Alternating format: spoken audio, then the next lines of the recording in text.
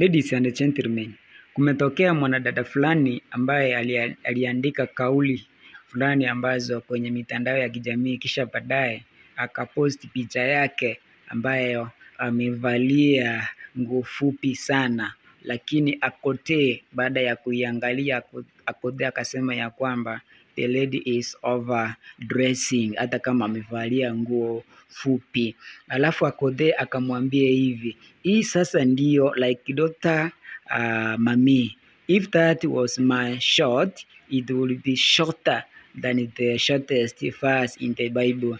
Need sad silalumo, hiyo ni lugha ya Kijaluo, malo nyako, you are overdressed. Sasa ni kauli ambayo ilifanya watu wengine kutamauka sana, kwa sababu yule mwanadada nguo ambazo alikuwa amevalia zilikuwa fupi sana, lakini kulingana na Akothe anasema ya kwamba the lady alikuwa amevalia nguo refu sana.